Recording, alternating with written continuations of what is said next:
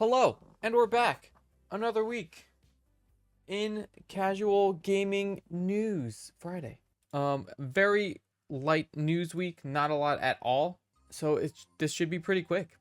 We'll see. Let's just go down the list that I have here in order, starting with this one. California's new law forces digital stores to admit you're just licensing content. You're not buying it. This is Emma Roth from The Verge. Boop. So we're gonna basically read this whole thing because it's very informative. Make it slightly bigger as well. Bigging it. So California Governor Gavin Newsom has signed a law, AB 2426, to combat quote unquote disappearing purchases of digital games, movies, music, and ebooks. The legislation will force digital storefronts to tell customers that they're just getting a license to use the digital media rather than suggesting that they actually own it. So it's not like, hey, buy this digital game, because you're not buying it, because they do have the ability to just like take it off stores, right? And then you can't play it, even though you already paid for it. When the law comes into effect next year, it will ban digital storefronts from using the terms like buy or purchase, unless they inform customers that they're not getting unrestricted access to whatever they're buying. Storefronts will have to tell customers that they're getting a license that can be revoked, as well as provide a list of all the restrictions that come along with it. Companies that break the rule could be fined for false advertising, which is understandable, right? The new law won't apply to stores that offer permanent offline downloads and come as a direct response to companies like PlayStation and Ubisoft. In April, Ubisoft started deleting the crew from players' accounts after shutting down servers for the online-only game. And last year, Sony said it would remove purchased discovery content from users' PlayStation libraries before walking back on the move. So, with the crew, right? You pay for the game. Again, it's online only game, so if they shut down the servers, you can't play it. You can't play it anyway. But even just with online only games in general, right? You're buying the game, but then what happens when the servers get shut down? You're effed. I mean, you could argue that, hey, you got your money's worth at the time, or over the however long you're playing the game for online. But it's not like the old days where it's like you buy the game, you play it however long you want to play it for, in terms of like years, right? So this is what that's for. As retailers continue to pivot away from selling physical media, the need for consumer protections on the purchase of digital media has become increasingly more important. California Assembly member Jackie Irwin, I don't know if that's pronounced correctly, said in a press release, "I thank the governor for signing AB 2426, ensuring that false and deceptive advertising from sellers of digital media incorrectly telling customers that they own their purchases becoming a thing of the past. Forcing storefronts to disclose that they're just selling licenses won't stop them from taking away digital purchases, but it will at least make people more aware that what they're buying can be taken away at any time." So this is one state. I feel like this should be just a universal thing. Like if they're gonna do it, why isn't it just like a federal thing? But next, we were talking about Ubisoft last week. These need to be separated, and how their shares have been steadily just declining. So the original article, well, we'll get the VGC open first. The original article is from Bloomberg, which again, I do not have a subscription for, so cannot read it, but I will link both the original article and the VGC article here. So it was a few writers here. Vinicius Chan, I don't know how to pronounce the middle person's name, and Benoit Berthelot. Berthelo. I don't know how to pronounce those names. That's the Bloomberg team. On the VGC side, this is Andy Robinson. So Tencent and the Guillemot family are reportedly considering taking Ubisoft private. So we're talking about how that one shareholder, AJ Investments, this is too little, from last week, who was calling for the company to go private or be sold, but they hold like less than 1% of the company, so that's not that big of a deal for them. I don't know how big of an impact their actions will have. But Tencent's also involved. I don't know if that's been mentioned before, how Tencent owns about 10% of Ubisoft, which is wild to me. But I guess they're in talks with the founders to possibly take the company private. Nothing set in stone. It's just early talks. But if they go, they'll basically be buying out the company and just having it for themselves. Let me see. What did it say? Ubisoft share price dropped to its lowest point in nearly 11 years. That was last week. Speaking of stabilized Ubisoft, one of the possibilities discussed would involve teaming up to take Ubisoft private. It's claimed, though talks are said to be at an early stage, and there's no certainty that they will lead to action. So they're just talking about it. And the AJ Investments in the open letter urged the board to consider taking the company private, implement a comprehensive cost reduction program, and optimize staffing levels to be more comparable with industry leaders. Increase its focus on core IPs and consider replacing current CEO Yves Guillemot. So we have to wait and see what happens here, because I don't think Assassin's Creed is going to make too much of an impact, because they did delay it, and we can jump right into the Assassin's Creed story from Eurogamer, Tom Phillips, because this was delayed because Ubisoft was like, ooh, Outlaws didn't do too great. And also this story came out where the staff for the game were asking the bosses to delay the game for several reasons. One being they needed time to address bugs and tweaks. The report cites the need for Shadows developers to be given additional development time to address bugs and better incorporate recent tweaks to gameplay mechanics based on playtests and mock reviews. A standard practice where external consultants size up projects before copies are given to press. But also, of particular note here is the mention that Ubisoft is taking time to address historical and cultural concerns that have lingered since before the game was publicly revealed and been accelerated since. This includes changing some of Yasuke's story and how he's portrayed, as well as what sounds like more minor design decisions. So there was obviously all that backlash when the trailer dropped of the characters and, you know, the internet being the internet, saying, hey, it's not historically accurate, but it's also a video game. Ubisoft did not respond to Eurogamer's request for comment. The report today previously, the publisher apologized to Japanese fans for elements that have caused concern, and Shadows will continue to evolve. Speaking to Eurogamer previously, the game director Terry Dansereau defended the game's creative choices. It's a video game in the end, so we want to make the best experience as possible for our players. Exactly. At the end of the day, it's a video game. Who cares as long as it's fun to play? You know what I'm saying? As long as the story is pretty good and it's fun to play, who cares? Who gives a shit? But the internet does, obviously. Ubisoft ultimately agreed to delay Shadows last month after seeing softer than expected sales for Star Wars Outlaws, which now has reportedly just passed the 1 million sales mark after launching at the end of August. Comparatively, Valhalla, with the launch of the new consoles, notched 1.8 million players in a week in November 2022. Also, you have to take into account, it was COVID era. So what else are people going to do? The publisher has also embarked on a bid to improve Shadows, which currently sits with a middling user score on Metacritic, and which failed to impress in Eurogamer's Star Wars Outlaws review. It said a bid to improve Shadows, and I think they mean Outlaws, because obviously Shadows hasn't come out yet. And they're talking about Outlaws here, so I think this is a typo here. This is supposed to say Outlaws, which makes way more sense. So we're looking at February 2025 for Shadows. Will we play it? Probably not, because we got a decent chunk of the way through Valhalla, and there was a whole new map that opened up, and that was just too much. And that was that. Let's talk some Palworld. 2 Palworld news bits.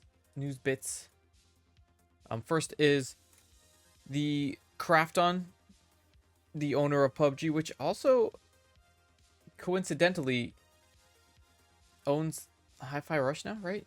So there's also a Hi-Fi Rush story, so we'll go into that. So they're going to bring it to mobile, a mobile game based on Palworld. It's not going to be the exact Palworld game, but it's going to be something similar, I guess. It's nothing specific yet. This is Chris Scully in VGC, by the way. Announced that it has the Krafton has announced that it signed a licensing agreement with Japanese game developers Pocket Pair for the intellectual property of Palworld. Through this contract, Krafton will expand the Palworld IP to the mobile platform. While it's not yet clear whether the game will be a direct port of the console and PC versions of Palworld or something completely different, Krafton has at least confirmed that the mobile version will be handled by the development team of PUBG Studios. Krafton says it plans to faithfully reinterpret and implement the original's main fun elements to fit mobile environments. I bet it's going to be... I wouldn't be surprised if it was a Pokemon Go clone, right? Which, because this is a Pokemon/Nintendo is suing them. Again, they're making a lot of moves while being sued. It's pretty weird. But also, remember, it was released for PS5 recently and was held in Japan, but now it seems to be available in Japan as of today. This is Eurogamer Victoria Kennedy.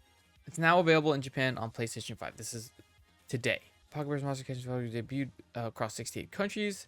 A reason for this omission was not given, although it was surmised it was due to the fact that Nintendo was suing Pocket Bear for patent infringement. However, while Japanese customers may have had to wait a little bit longer to get their hands on the PlayStation version of Palworld, the wait is now over. PS5 version of Palworld released today in PS Store. The Japanese Palworld social media team shared this morning with a couple celebratory emojis. This was the tweet from the official Palworld Japanese account. Multiplayer open world survival crafting game adventure with over 100 types of pals. The captured pals can be trained, fought, or worked. And I think it's just the trailer for Palworld, which we've seen, and we've played, and we've beaten. But yeah, still no updates on the patent suit, so we got to see what happens. It could be all of these moves get immediately revoked, you know? Who knows? Next up, we're going to be talking about Epic Games.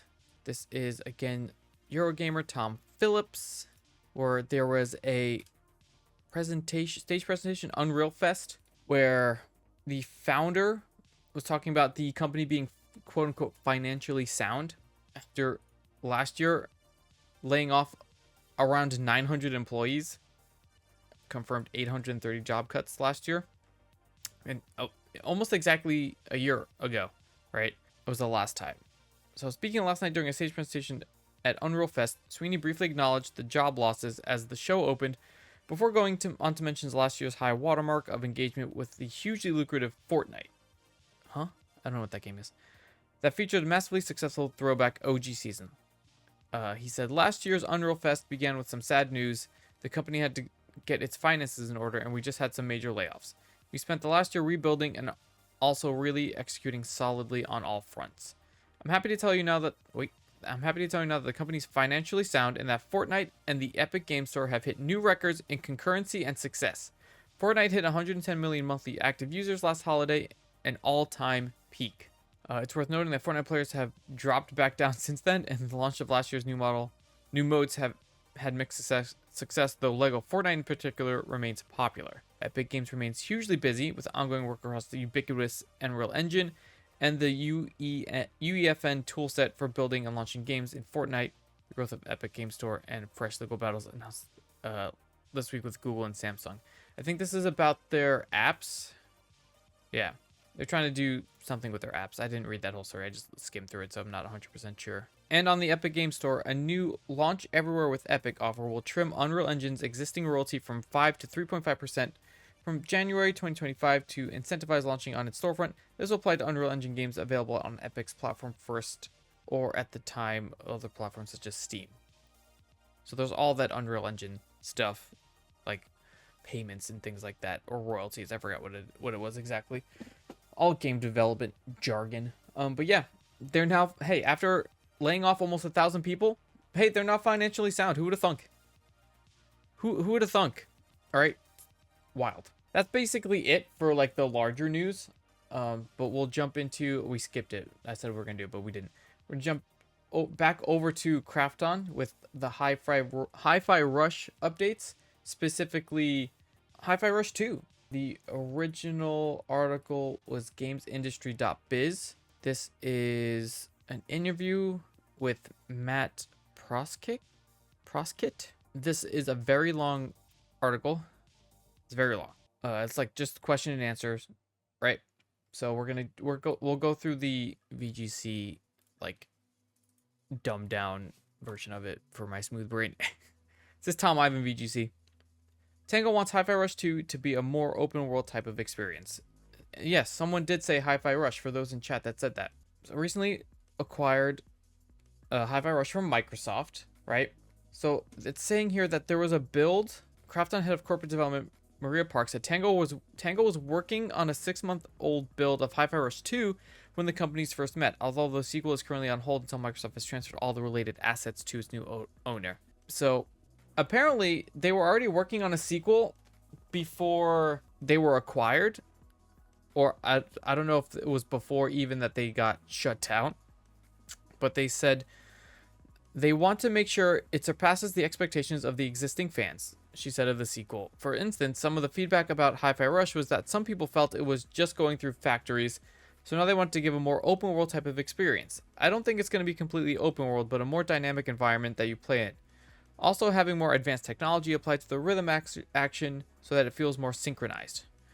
Park also said the original Hi-Fi Rush could receive more DLC and be released for additional platforms such as Nintendo Switch.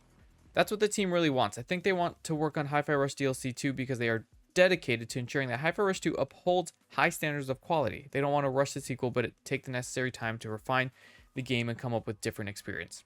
On Microsoft's decision to sell Hi-Fi Rush along with Tango, Park said it was very unusual for them to sell the IP even in the case of a studio shutdown, because Microsoft has retained the rights to other IP previously developed by Tango, including Ghostwire Tokyo and Evil Within. So when Microsoft was selling, or after Microsoft shut down Tango, which was working on those other games, they only sold Hi-Fi Rush. They kept everything about Ghostwire Tokyo and Evil Within. It would have been great to get all the IPs, but the team working on Hi-Fi Rush 2 and the others were working on anniversary content for the Evil Within. Knowing Microsoft's direction with the IP sale, we didn't want to push too far with this acquisition, so we primarily had Hi-Fi Rush under discussion because it would complicate the process and elongate the entire negotiation process. So Krafton did, in fact, want to get all of those IPs under Tango.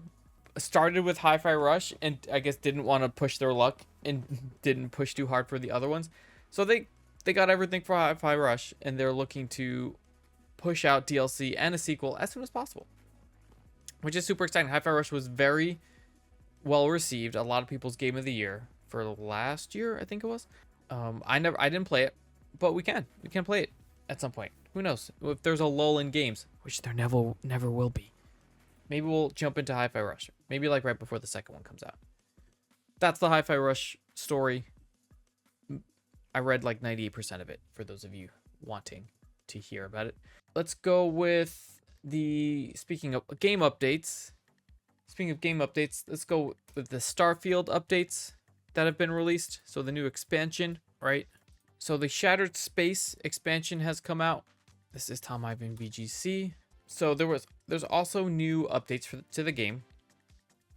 I think the expansion right now has slightly mixed reviews, leaning more towards good reviews. It's $30 with a $3 discount for Game Pass Ultimate members. There's a trailer that we could watch. Again, we haven't beaten this game. We've only gotten like 4 hours into it. In terms of scope, Starfield game director Todd Howard has likened Shattered Space to Fallout 4's Far Harbor expansion, which was pretty thick. I remember playing Far Harbor like way after it was released, but it was pretty thick expansion. But all this shit's all fun. It's always fun. To start playing the expansion, users have to complete the introductory mission of the main quest, One Small Step. While players of any level can play the DLC, Bethesda recommends reaching level 35 for the best experience. And we can watch the trailer here, the DLC updates, or the full-on game updates. So let's watch this trailer real fast for the DLC.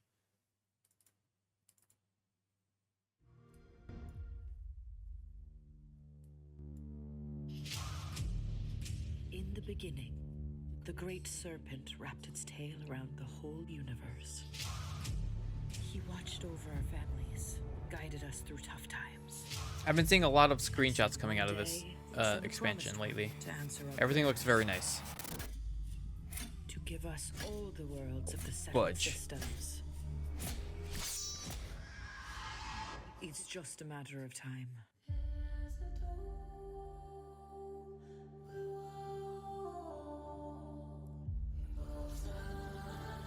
Damn. We got space cults.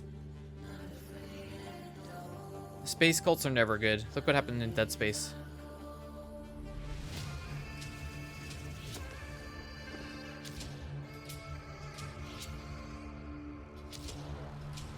Damn.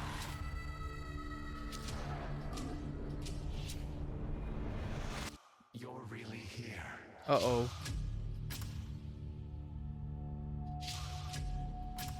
I have reached out so many times Uh-oh. to hear nothing but echoes.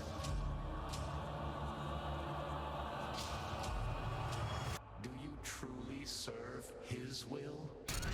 Whoa, bugs. Oh, that's cool.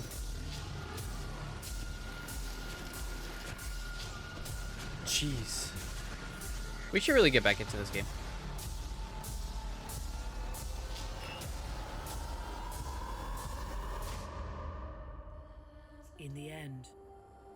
All will serve the Great The Serpent. Great Serpent. Starfield, Shattered Space. Available now. I mean, it looks pretty hype. Not gonna lie. It does look pretty hype. And then there was the in a tweet, Bethesda put all of the updates. It's a lot. Like, it's a lot of stuff that for them to put in a tweet. Like, look at this. This is nutso bongos.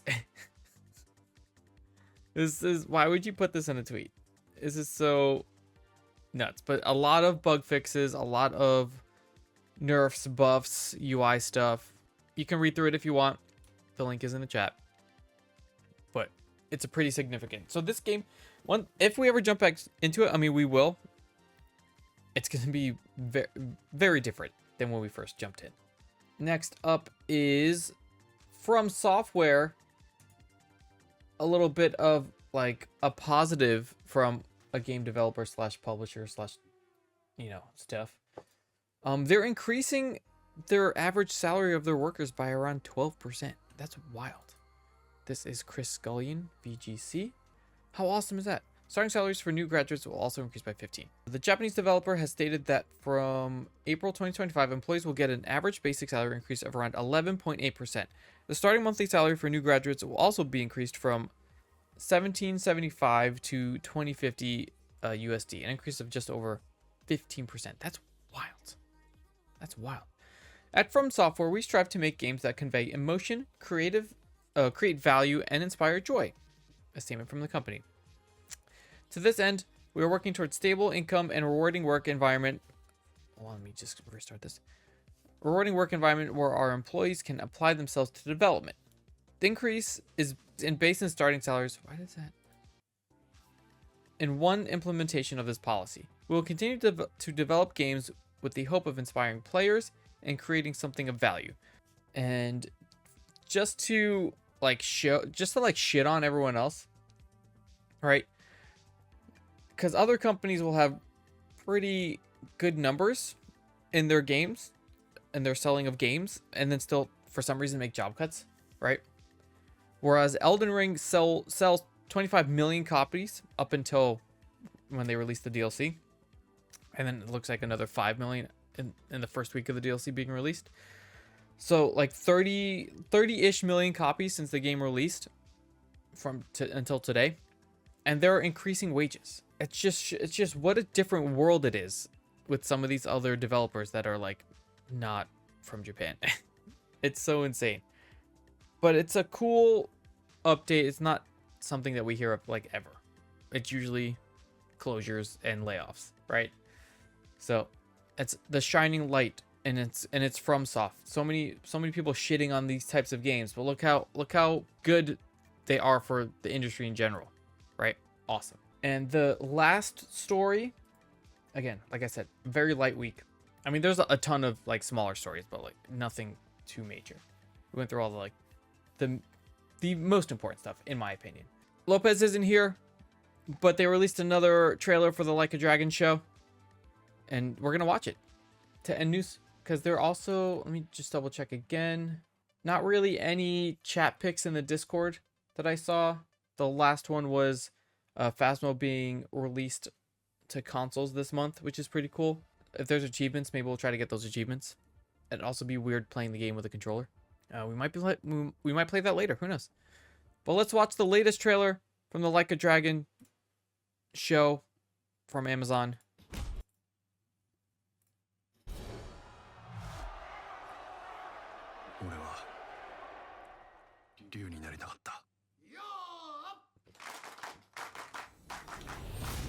Like a Dragon Yakuza. Look at him. You're just a boy.